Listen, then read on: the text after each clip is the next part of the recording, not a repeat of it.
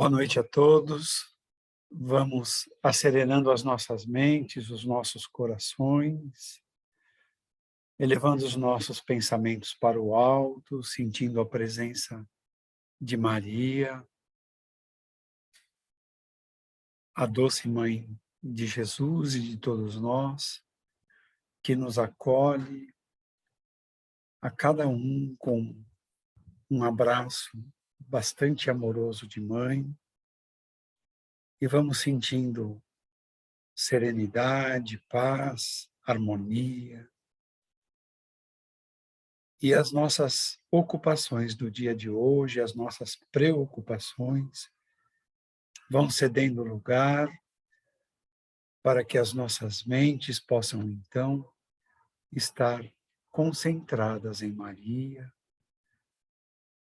e o nosso ser ficando calmo, tranquilo e sereno. E assim, com Maria adentrando em nossos lares,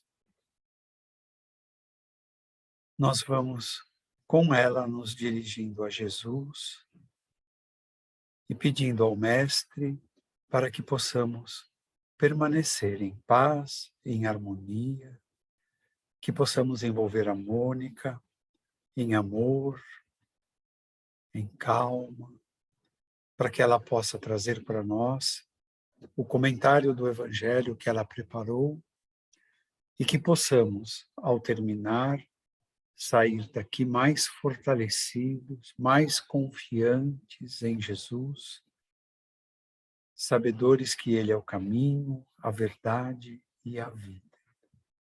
Que assim possamos permanecer durante todo o nosso encontro. Que assim seja.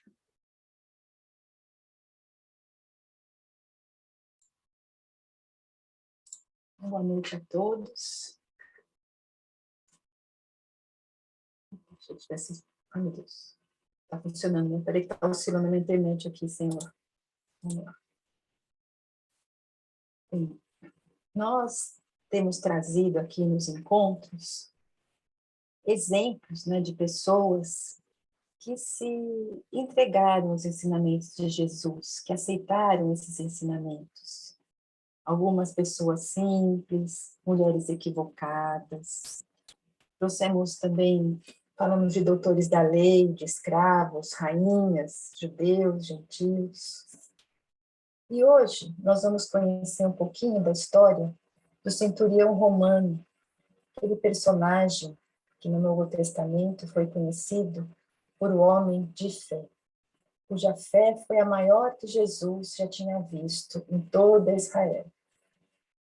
Essa narrativa, ela está baseada no capítulo 14 do livro Luz do Mundo, de Amélia Rodrigues, e também no capítulo 12 do Centurião de Cafarnaum, o título, né, Centurião de Cafarnaum, no livro Mulheres do Evangelho, ditado pelo Espírito Estevão para o Robson Pinheiro. Então, o que é interessante é que nós vamos ali no Evangelho, conhecemos aquele trechinho da narrativa, e esses autores trazem para nós, descrevendo quem foi esse centurião, o nome dele Paulus, e também mostra, então, toda a personalidade dele, o que ele passou, e eles trazem também reflexões para o nosso dia a dia em relação a tudo o que aconteceu. Então, como eu já disse, né, o nosso personagem é Paulus, não tem não tem isso no Novo Testamento, mas os Espíritos estão nos livros dizem. E aqueles dias que no começo, né, do ano 1, eram dias muito difíceis. Paulus era um romano que morava, né, numa cidadezinha do campo, ali um pouco distante de Roma, e os dias difíceis obrigaram que a maioria dos chefes de família tivesse que deixar seus familiares para irem trabalhar em Roma. Isso aconteceu com o pai de Paulus também. Então, ele era criança quando o pai dele teve que deixar ele, a sua mãe e o seu irmão mais novo para ir trabalhar em Roma. E ele sempre se lembrava da imagem do cavalo chegando ali de longe, e a euforia quando ele percebia que o pai dele estava voltando depois de meses de trabalho. Acontece que algum tempo depois do pai dele estar lá em Roma, o pai ficou muito doente. Doença daquelas que não tinha na cidade, mas que atingiam a população urbana. Imaginem a tristeza, não é, desse garoto, do irmão dele, quando escutaram os barulhos dos cavalos e não era mais o pai vivo que chegava, mas sim um corpo sem vida. Entre lágrimas, soluços e muita dor, aquele menino, desde aquele instante doloroso, demonstrou seu espírito muito firme, um espírito já dedicado à conquista do seu próprio ser. Porque qual foi a reação da mãe quando o pai foi trazido o corpo daquele pai? A mãe entrou em desespero. A mãe, amarga, revoltada, envolvida naquelas vibrações de incompreensão, quase enlouqueceu. Então, aquele menino, Paulo, acabou assumindo a liderança da família. E com apenas 13 anos, ele tomou conta de tudo, e a responsabilidade daquele garoto era tamanha que ele foi recebendo, né, a consideração de todos os comerciantes que dali da região e daqueles que viajavam por ali. E aqui os espíritos, né, nos chamam a nossa atenção, dizendo para nós que Paulo é um rapaz, um espírito, que desejava o bem. E a vida daqueles que pretendem seguir o caminho do bem não é isenta de experiências dolorosas. Evoluir, crescer, melhorar, exige dedicação, vontade, esforço, mas é difícil, dói, né? Então, as cicatrizes que ficam, às vezes, são profundas. Então, nós não devemos esperar da vida oportunidade para desenvolver os valores de caráter sem luta e sem lágrimas. E o rapazinho, né, Paulo, ele, com o suor do corpo dele, essa trajetória toda marcou o aprendizado dele no planeta Terra. Então, se nós esperamos passar aqui pelo planeta, vivendo as experiências, desenvolvendo as nossas potencialidades, buscando burilar o nosso interior, sem o sofrimento, é como esperar a colheita sem arar a lavoura, dizem os espíritos. Então, Jesus, que foi o nosso divino mestre, orientador dos destinos da humanidade, ele imortalizou a dor como caminho de elevação humana.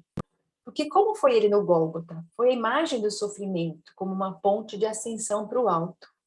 Mas não vamos ver aqui como dor, como sendo esse castigo. Dor é um instrumento. Por quê? É um instrumento de crescimento, de aprendizado, porque a dor vai nos levar à fé. E através da fé, nessa busca incessante para a espiritualização do dia a dia, que nós vamos encontrar esse remédio que vai cicatrizar essas feridas e curar as nossas dores. Então, quando Jesus, no seu sofrimento ali na cruz, não quis dizer como que nós temos que ser masoquista, porque se não sofrer, não cresce. Mas dizer o quê? Que quando nós nos damos conta das coisas que nós já fizemos inadequadas, vem aquele sofrimento por percebermos quanto nós nos enganamos. Mas, ao mesmo tempo, os espíritos dizem, vocês eram imaturos. Então, não fique se apegando a essa dor, mas usa isso tudo como um exemplo de como não deve fazer. E também a dor vem desse esforço, da renúncia que Jesus falou, porque não é fácil nós passarmos pelas situações aqui da vida, enfrentando, às vezes, um familiar mais difícil, um problema de saúde, uma situação financeira que, que te leva, às vezes, à privação de muitas coisas. Então, são essas situações difíceis que simbolizamos através de da dor, que é esse instrumento de crescimento. Então, a dor é um instrumento, mas como nós vamos encarar essa dor depende de cada um de nós. Então, como nós vamos sofrer? Então, podemos sofrer, no caso, como a mãe do Paulo, inconformada com a morte do marido, revoltada, não aceitando, e aquilo gerou uma energia tão, abalou tanto o seu psiquismo, que ela ficou no estado quase de prostração e de abatimento e quase de alienação, né, das suas faculdades psíquicas. Então, voltando, né, para a nossa história, à medida que o tempo passava, a situação foi ficando cada vez mais difícil. O sustento, né, da mãe, do irmão, estava muito difícil porque era uma época de muita seca. A seca afetou os rios, a colheita diminuiu, e a cada ano aquela colheita diminuindo, e até que chegou um ponto que as famílias amigas foram abandonando a cidade. Então a cidade começou a ficar perigosa, e o Paulo se preocupava com a segurança da mãe, do irmão naquela região, que os amigos já tinham ido embora. Então ele decidiu pedir ajuda. E o Paulo era um garoto, né, um jovem agora, que muito ligado aos deuses. Então ele, né, como na tradição romana, pedia-se ajuda aos deuses, ele tinha algo assim que o levava a uma ligação a esse transcendente. Apesar dos romanos cultuarem vários deuses, ele fechava assim os seus olhos e entrava em oração e pedia para que os deuses pudessem auxiliá-lo, porque ele confiava muito na ajuda desses deuses. Ele tinha certeza que os deuses cuidavam do destino de cada um. Então ele pedia nas suas orações para que ele tivesse compreensão para conduzir da melhor maneira possível a situação da família. E principalmente que ele pudesse ajudar a sua mãe nas questões de saúde mental, porque a mãe dele já estava dando muito trabalho para ele. E ali ele fazia essas orações e deitava em silêncio e olhando assim pela janela as estrelas, sentindo aquela brisa suave que vinha daqueles bosques ao redor da sua casa, ele sentia-se desligar. E várias vezes, já desde jovenzinho, Paulo experimentava essa relação com a imortalidade. Paulo tinha mediunidade. Então, nesses momentos onde ele entrava nessa introspecção, nessa ligação, não é, com os deuses, com o divino, ele se via se afastar do corpo. E ele conseguia, então, separar, não é, dessa realidade física e entrar em contato com esses deuses. E nesse momento, ele sentia que ele recebia o amparo, e que jamais era abandonado por todos aqueles que cuidavam das coisas divinas.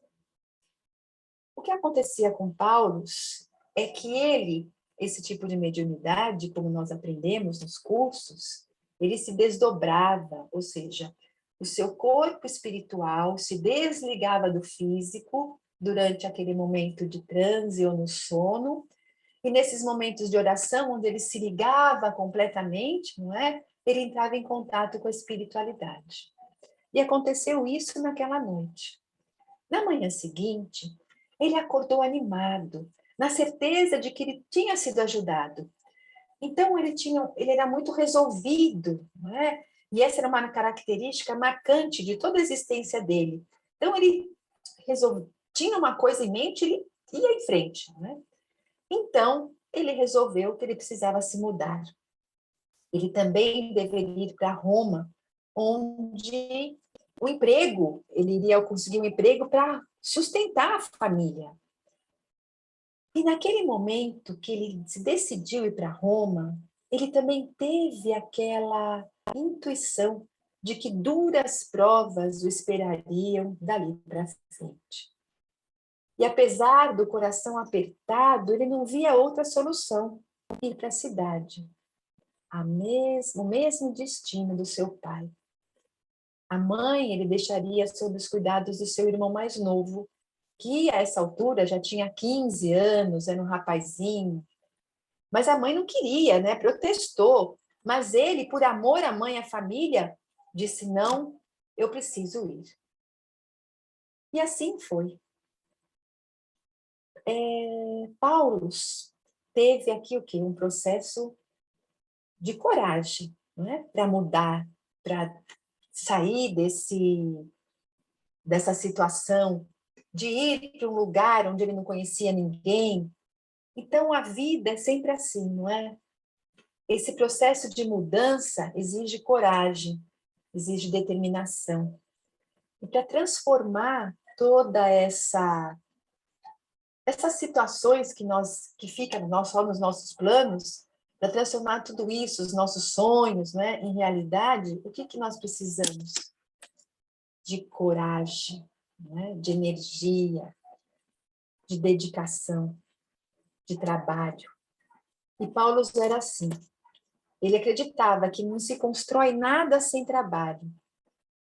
E as aquisições também nossa, do nosso ser, de nós, esse ser criado por Deus, também para que nós conquistemos, para que nós desenvolvemos essas potencialidades que nós trazemos em nós, latentes, nós precisamos também de planejamento, de força de vontade. E o Espírito Estevão, né, nos alerta para que quando nós assim tivermos esse clique, né, de falar, eu quero mudar, então o que nós precisamos fazer? Ter em mente que aquilo que nós realmente desejamos, quando nós queremos mudar, é fazer uma análise, perceber quais são as razões que nos estão movendo, se essas razões estão sendo ali da nossa consciência mesmo, ou se nós só queremos mudar a parte de fora, o exterior. Porque o exterior é fácil mudar. Agora, mudar o que está lá dentro, ou seja, mudar as características que nós trazemos na nossa bagagem, da nossa personalidade, exige bastante força. Essa mudança íntima exige amadurecimento. Então, tomar muito cuidado para não ser uma fuga, para não ser uma repetição de antigos propósitos. Eu vou fazer e fica tudo fogo de palha. E Paulo teve essa determinação. Ele realmente estava disposto a fazer tudo o que fosse possível para se adequar a essa nova experiência. E assim, ele foi para Roma e acabou entrando como um soldado do exército romano. E os dias dos soldados eram dias difíceis, trabalho muito duro, de sol a sol, aquele treinamento intenso. E ele, logo que foi recrutado, não é? ele se dedicava realmente com muito empenho. E treinava, procurava seguir as orientações dos seus instrutores e, claro, esperava com muita ansiedade o salário para que ele pudesse proporcionar para o irmão, para a mãe, os cuidados mínimos para a sobrevivência. Não era um salário assim tão alto. E ele, então, trocou as habilidades que ele tinha da lavoura pelas ferramentas de batalha. E ele foi aceitando aquela situação e estava até satisfeito, porque ele estava ali trabalhando, treinando, mas não era um tempo de lutas sangrentas. Naquele tempo, as lutas tinham sofrido uma interrupção abençoada. Após séculos de conquistas de Roma, de investidas, o Império Romano conheceu uma tranquilidade relativa, não é? Até mesmo nas fronteiras e nos povoados conquistados. Acontece que a população, né, a humanidade, na verdade, não se dava conta do instante abençoado, iluminado que vivenciavam.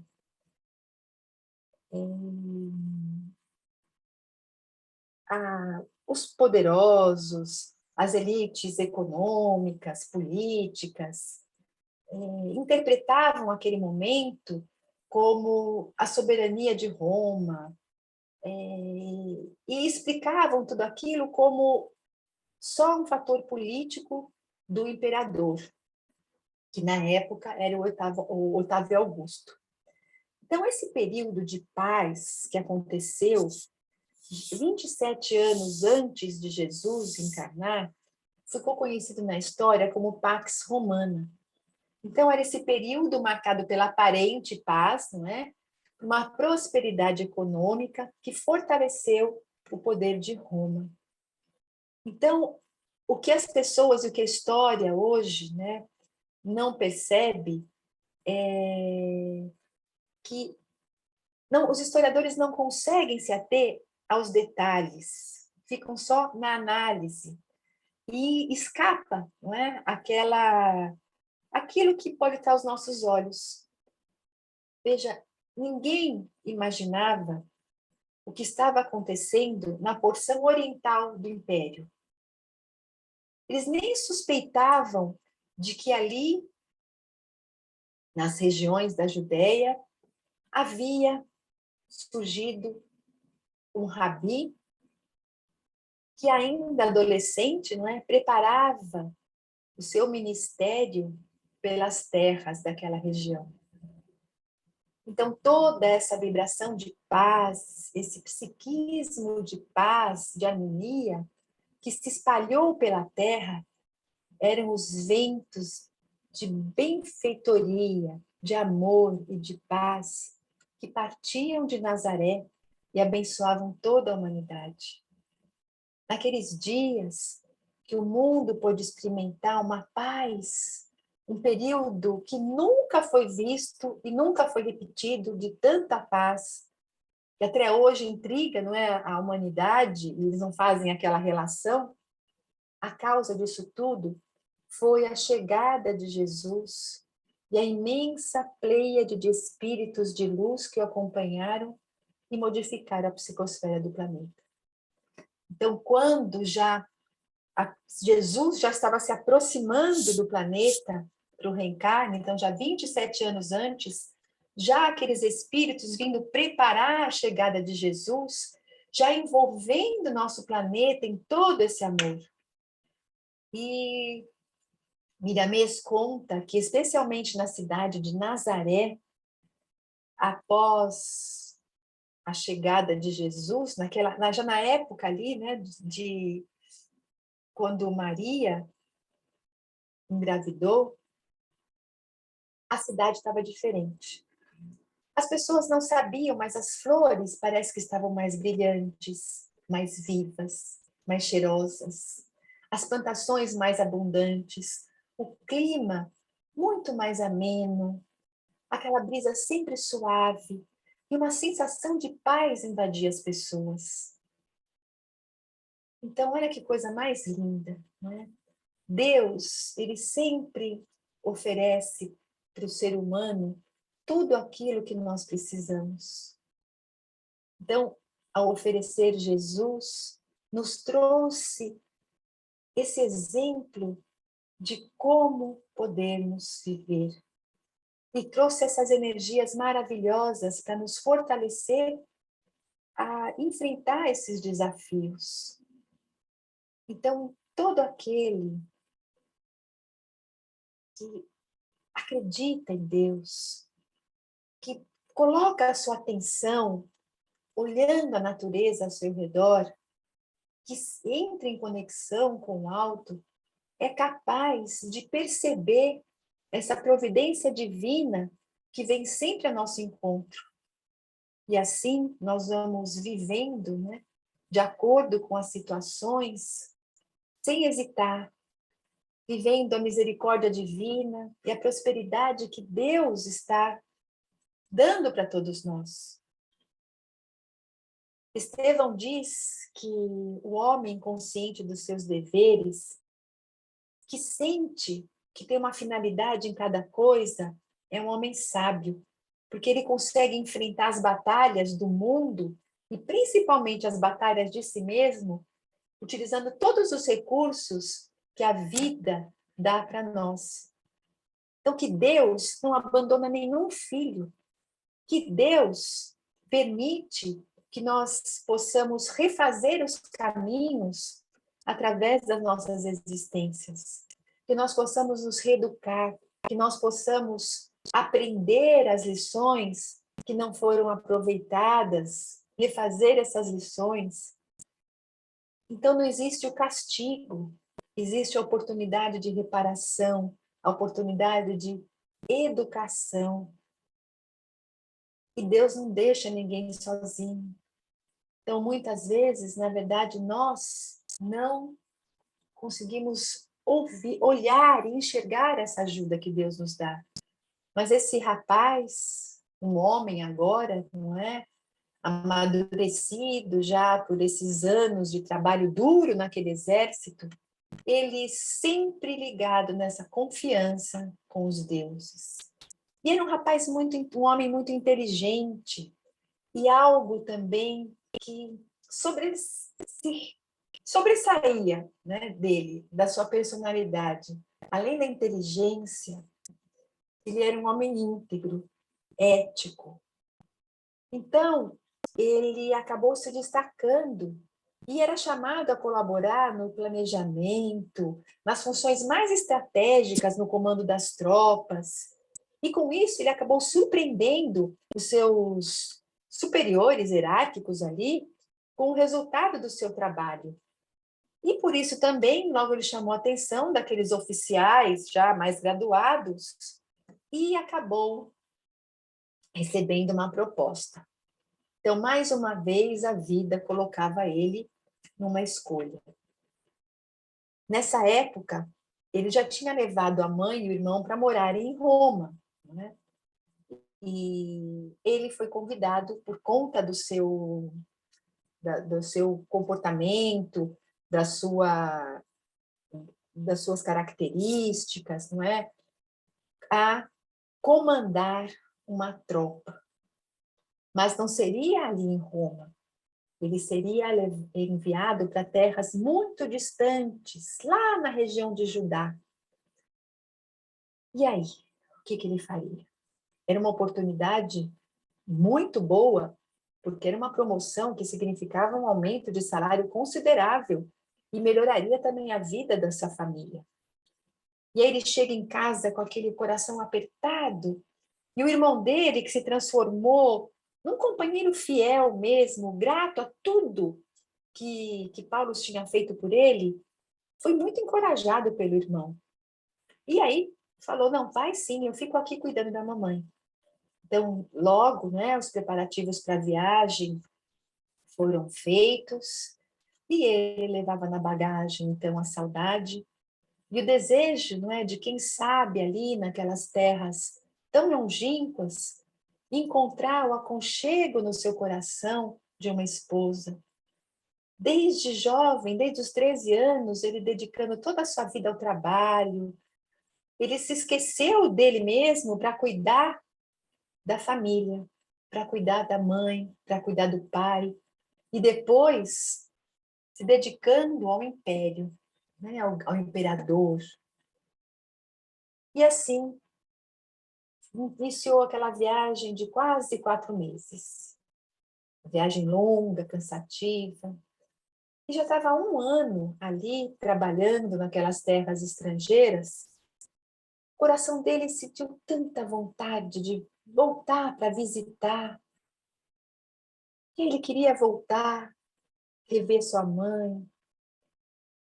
E como doía o coração pensando na sua mãe, e na notícia que ele recebeu de que a mãe tinha falecido nos primeiros meses da viagem dele em direção ali a Judá. Como ele queria voltar, encontrar a sua mãe novamente, mas ela com saúde, recuperada daquela doença que a consumia lentamente. E ali, naquelas noites frias, sobre aquelas tendas, daquelas frias, não é? Daquelas montanhas onde o exército acampava, ele pensava na mãe, no irmão, no pai, que lembrava muito vagamente do pai, mas o pai estava sempre ao lado dele, o inspirando para que ele pudesse vencer os desafios mais árduos que estariam pela frente. E foi nessa época que ele conheceu uma jovem judia, se encantou com ela, acabou fixando residência nessas terras de Judá, e ali acabou se casando, morando em Cafarnaum. E o centurião romano, não é? Centurião, porque ele cuidava de 100 homens, né, ao seu comando, ele cada vez mais feliz, porque o seu lar se transformou num lar de alegria com a presença dos filhos e daquela companheira tão amada. E ele, lembra a característica dele de ser um homem íntegro, responsável? Ele acabou sendo promovido, e assim, não é? A chefe de legiões, ele tinha uma característica de muito respeito. Ele tinha casado com uma mulher judia, né? Então, ele passava para os seus comandados a consciência que eles estavam em terras ocupadas, que nunca se esquecessem disso. E também a vida difícil, porque a mulher dele foi muito discriminada por ter se casado com um invasor romano. Vocês imaginam o preconceito que ela sofreu. Mas em nome desse amor, dessa admiração que ela tinha pelo marido, ela conseguiu superar todas as críticas. Não importava que eles não entendiam. E os dois juntos, caminhando juntos, abraçaram, não é? Ele, através do conhecimento da sua esposa, abraçou a fé comum ao povo judeu. Abraçou a fé no único Deus. E sentia que era isso que ele sempre buscava. Que quando ele orava, era a essa divindade que ele, no fundo, recorria. E assim, tantos anos distante já de Roma, dos seus deuses, ele encontrou em Jeová, o Deus único do povo hebreu, a expressão do seu amor por Deus. E junto com a esposa, ele surpreendeu a comunidade, né? Porque um romano, convertido, ele ergueu com seu próprio dinheiro e com a mão de obra dos muitos soldados que o admiravam, ele construiu uma sinagoga e deu de presente para a cidade de Cafarnaum. Então, a sinagoga de Cafarnaum foi construída por esse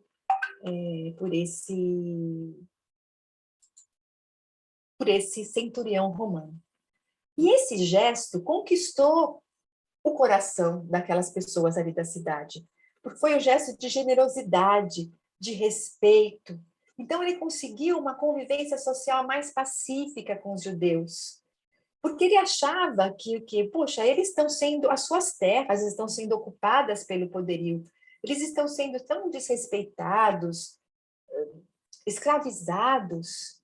Então, a autoridade moral dele era tamanha, o respeito, então, que ele conquistou, não só dos seus soldados, como da própria população ali de Cafarnaum. E naqueles dias, não é? Então, depois que, né, que ele construiu essa sinagoga, passou-se, né, bastante tempo, e eram dias ali que Cafarnaum começou a receber a visita de muita gente. Mulheres, agricultores, das margens do lago, planícies férteis ali do Rio Jordão, do Vale. Muita gente estava ali. E essas pessoas estavam ali atraídas por um motivo. Porque muitos estavam escutando um homem, um profeta, falar. Então, aquelas pessoas que viviam na cidade se fizeram mensageiras das promessas de felicidade, de alegria, das promessas de um novo reino que estavam sendo propagadas por um profeta que vinha lá de Nazaré e que se intitulava o Messias. Aquele rei, né? Aquele Messias, aquele libertador que aquele povo tanto desejava. E claro que as notícias se espalharam por todo lado, e notícias que faziam bem ao coração. Como nós já sabemos, os sofredores vinham de tudo quanto é lado para ouvirem Jesus e receberem das suas mãos aquela luz, a saúde, que sustentaria todos eles que abrissem os seus corações por toda a sua vida. Então, multidões acompanhavam Jesus, sensibilizada, não é? Que formavam muitos grupos, felizes de estar com eles. Então, alguns seguiam Jesus por todos os vilarejos que Jesus passava. E as dádivas de amor que Jesus transmitia caía no coração de todos como gota de orvalho. Não é? Eles falavam aquela noite abafada, quando a gente quer um orvalho gostoso, que refaz. Então, Jesus era isso. Era aquela gota naquele calor. E claro que tudo isso acabou chegando nas casas, na casa das pessoas, né, dos romanos. E ali não foi diferente na casa do centurião. Então, naqueles dias, a casa do centurião estava vivendo um momento muito triste, porque um dos servos mais chegados, companheiro desde os dias de Roma, lá tão atrás, ficou muito doente, mas muito doente mesmo. E o Paulo estava muito aflito em imaginar que poderia acontecer com ele a mesma coisa que aconteceu com seu pai, com a sua mãe e também com seu irmão. Todos esses corações queridos tinham partido. Ele não queria que o seu grande amigo, um servo, mas que era muito amigo, que ele considerava muito, também morresse. E ali, desabafando com um dos seus soldados, um deles ali chega e diz para ele: Senhor, tem um profeta que está rondando aqui as margens do Tiberíades, que tem feito prodígios, curando coxo, devolvido a visão aos cegos. E ele, assim, antes que ele terminasse de falar, ele falou: quem que é esse homem? Me fala sem demora. Eu não sei, Senhor, é apenas uma notícia que está sendo comentada nas redondezas. Os servos estão comentando tudo isso. E aquela notícia provocou uma euforia e, ao mesmo tempo, uma inquietação no espírito daquele homem. Ele não podia abandonar aquele companheiro ali com a sombra da morte, não é? E, ao mesmo tempo, ele via naquele profeta a única esperança para afastar aquela morte da sua casa. Então, o que ele fez? Se entregou à oração. Pedia a Deus agora que pudesse orientar o que ele faz. Ele vai ali buscar esse profeta para salvar o servo dele? Ele fica ali cuidando do servo dele? E aí, o que ele faz? Então, ele repetiu o hábito que ele sempre tinha. Se fechou no quarto, entrou em oração para pedir aquela orientação segura. E aí ele decide então destacar alguns de seus homens para irem em busca do misterioso profeta e fazer chegar até esse profeta esse pedido de socorro. Então, isso eu queria fazer. Paulo não tinha encontrado Jesus, não conhecia Jesus. Ainda queria aprender a conhecer a si mesmo. E ele só pensava que ele queria encontrar esse homem. Ele queria encontrar esse profeta. E ele ali pensando, quando mais uma vez ele, através da sua mediunidade, se vê como num sonho.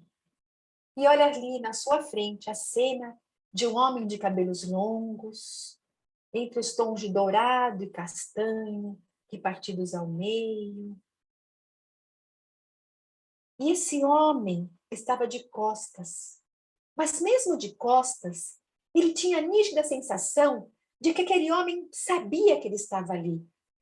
E mesmo assim, aquele homem não se virava, permanecia impassível, guardando assim a certa distância.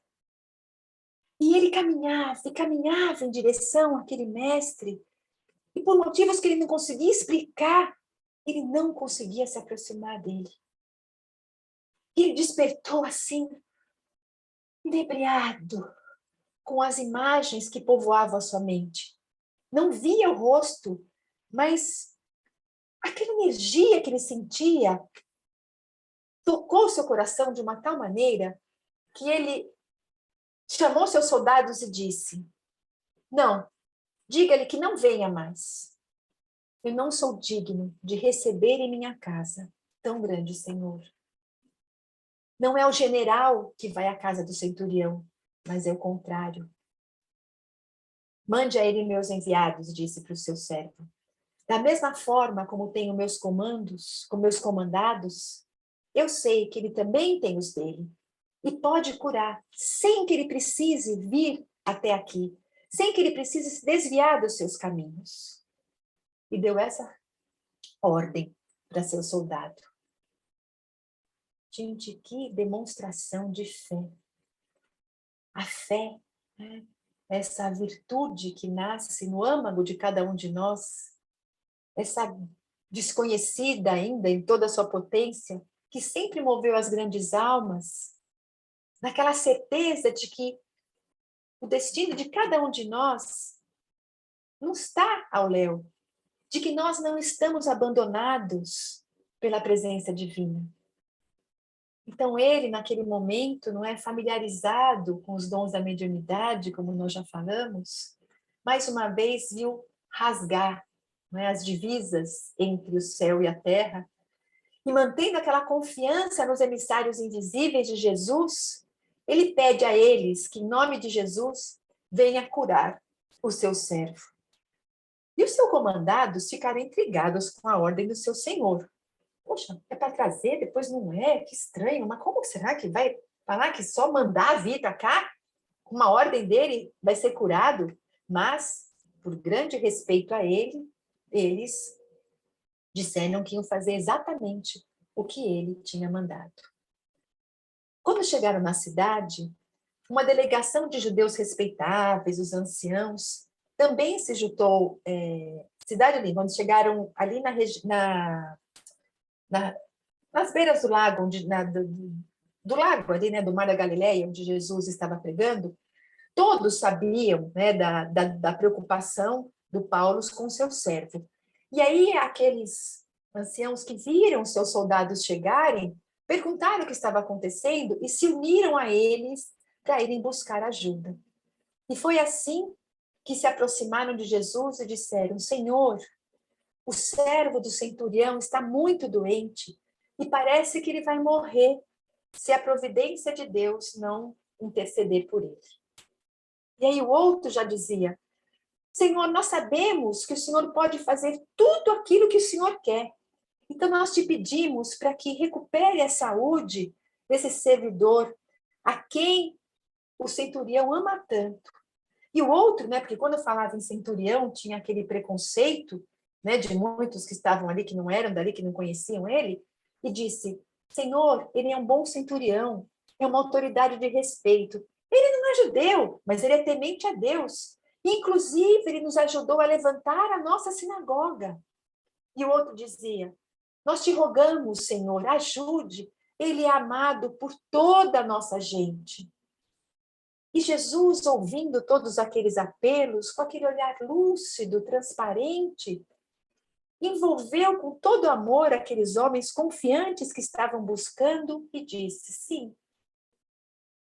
Deus pensou, né? Já tinha ouvido falar daquele centurião, um homem justo que sabia, assim, distribuir as leis do império. E assim, cansados, né, ansiosos, aqueles intermediários, assim, completam, não é? Ele é militar, ele comanda e é também comandado. Dirige, mas é subordinado. Conhece de hierarquia. Ele diz a seu subordinado: vai ali, ele vai. Vem aqui, ele vem. Vai acolá e ele atende.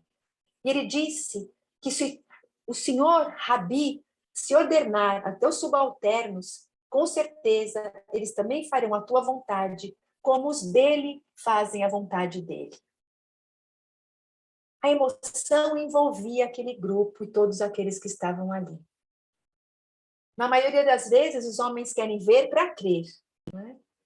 E ali, muitos não estavam compreendendo aquela situação, muitos queriam fatos, né, de demonstração de Jesus, mostrar mais um milagre, né, como eu chamava, mas o silêncio era total. E Jesus olha para aqueles homens e diz, num tom bem alto: nunca vi tão grande fé em toda Israel. E a frase de Jesus era séria, mas ao mesmo tempo carinhosa. Uma exaltação àquele estrangeiro e uma censura àqueles que se consideravam eleitos. E Jesus falou: tão grande fé e tão elevada consideração. Ide, voltai, dizei que eu quero que o seu servo sare. Retorne a saúde. Diz a ele que meus servidores já seguiram à frente, foram atender a minha vontade. E assim, aquele grupo de judeus e de soldados romanos saíram correndo em direção à vivenda do chefe da centúria. E ficava na cabeça deles: quero, ordeno, ouvindo o desejo da voz daquele homem.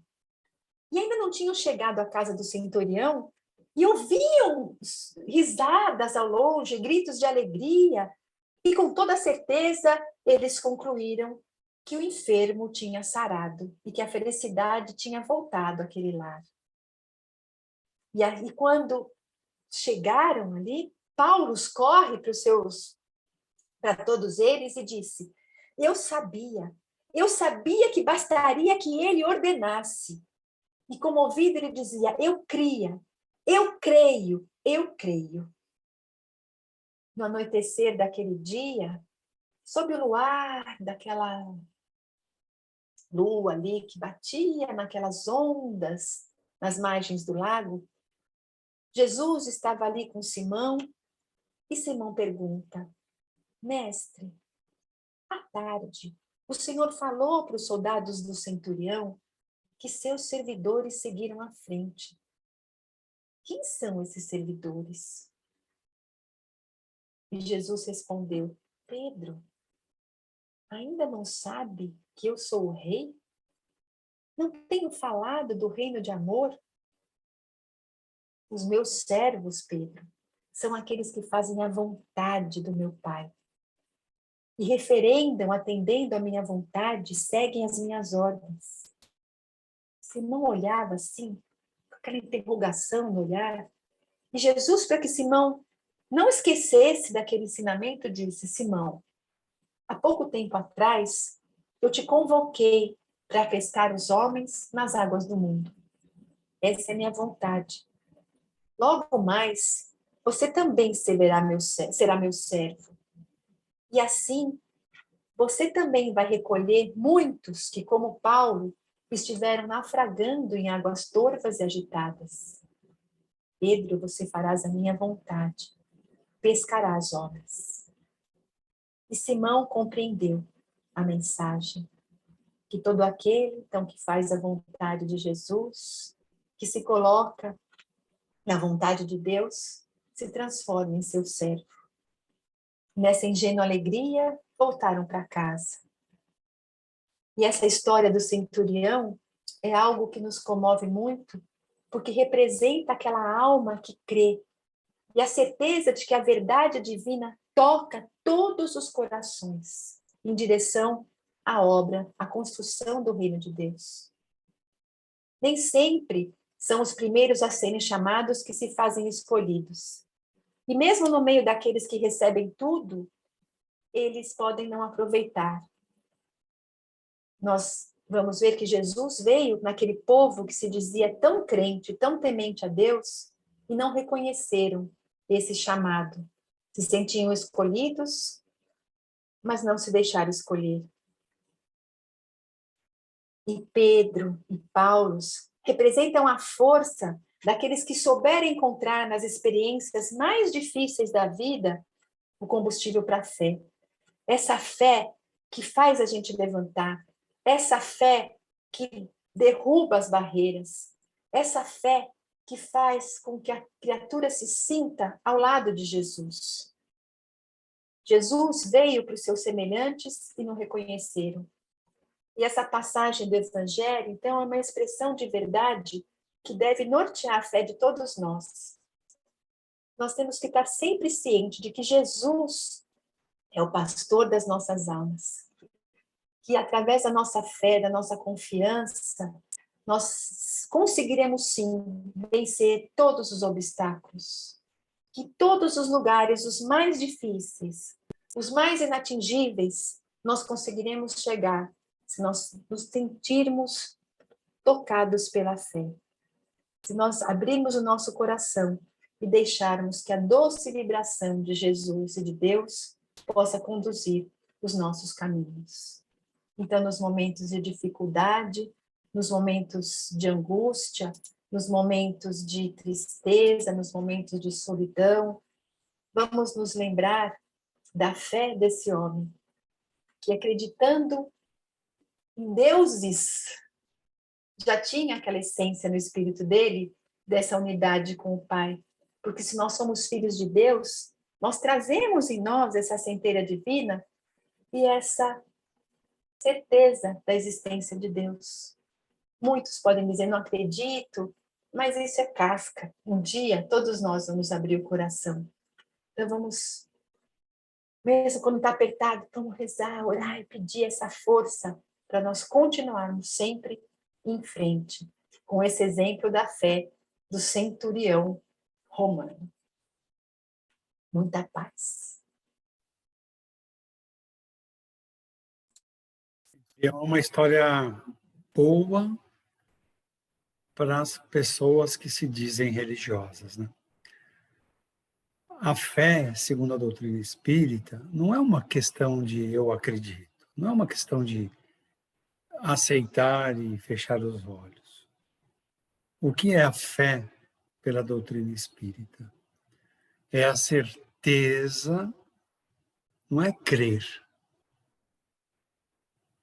Se me perguntarem, você crê em Deus? Eu não creio em Deus, eu tenho certeza que Ele existe. É diferente o crer e ter a certeza. Então, quando você, todos nós, quando criados por Deus, recebemos vários atributos. Nosso espírito, nossa alma, é dotada de vários atributos que Deus colocou ali para que cada um desenvolva no seu tempo. Um desses atributos é a fé. É a fé que o centurião, independente da doutrina que ele vive, independente do paganismo que ele foi criado, o centurião, o espírito centurião, já havia desenvolvido a certeza de que Deus existe. Então ele vem numa missão entre pagãos, lidera a equipe de pagãos, mas tem a certeza que Deus existe. Tanto que, como a Mônica disse, pelo casamento, se aproxima de Deus através dos ensinos que os hebreus já carregavam.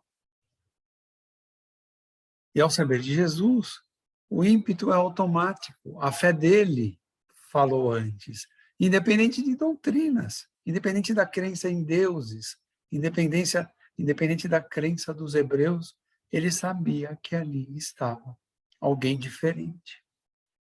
E Jesus foi o maior espírito na Terra. Então ele acredita. E hoje, nos dias de hoje, essa lição é muito boa, porque o mundo está conturbado, as pessoas estão sem capacidade de conviver umas com as outras, né? Quando estão juntas, na verdade não estão no mundo metafísico, estão lá no WhatsApp, estão no Facebook. Quando estão juntas, não tem mais aquele joguinho entre pessoas que convivem juntos. Tem jogos virtuais, tem mundo virtual, tem metaverso. Então, a fé é a certeza que Deus tem tudo sob controle e que rege através de leis. A fé é saber que Jesus executa os planos de Deus na Terra. Não são de Jesus os planos são de Deus. Mas ele, como Cristo, como o divino amigo que nós temos, como o mais perto de Deus que poderemos chegar, por enquanto, ele executa as ordens do Pai ao longo de toda a nossa história. Enviou profetas, enviou filósofos, enviou líderes de diferentes doutrinas pelo mundo, mas aquele que já estiver desperto acredita. Então, eu não posso acreditar em Deus só quando ele me cura. Eu não posso desacreditar em Deus porque ele não me cura, porque na verdade ele está me curando. A enfermidade é uma cura do espírito, diz André Luiz. As dores que sangram o corpo físico iluminam a alma. Então, essa é a fé, é a certeza que tudo que eu vivo aqui é um testemunho que eu dou. O centurião testemunhou. Mesmo vindo do paganismo, o Espírito já sabia que Deus existe. E nós sabemos que Deus existe. A pergunta é, eu acredito? Eu vivo o que Jesus ensinou? Eu confio nos desígnios do Pai? Eu sei que toda essa agitação que o mundo vive é uma questão de trevas e luz. Agentes das trevas tumultuando e agentes da luz tentando acalmar as pessoas. Se eu tiver fé verdadeira, eu vou ajudar a acalmar as pessoas. Alguém quer fazer alguma pergunta? Essa é uma das lições mais valiosas, é um dos testemunhos maiores que nós vamos encontrar na Bíblia inteira. Claro que tem Jó, que tem outros, mas esse testemunho é de alguém criado no politeísmo, nos muitos deuses. E por isso Jesus disse, em Israel inteira não encontrei fé nesse tamanho. A certeza de que Deus existe, de que Jesus é o Espírito maior que Deus mandou para esse planeta e que pode fazer coisas, e disse Jesus que nós também podemos. Só precisamos aprender a amar. Então, obrigado a Mônica por trazer um tema tão relevante, tão bom para esses dias conturbados que vivemos, na transição do planeta, de provas e expiações para a regeneração. É um tema para ficar vivo, é fácil de guardar, porque já vimos tantas vezes a história do centurião. Filmes, inclusive. A essência é a fé.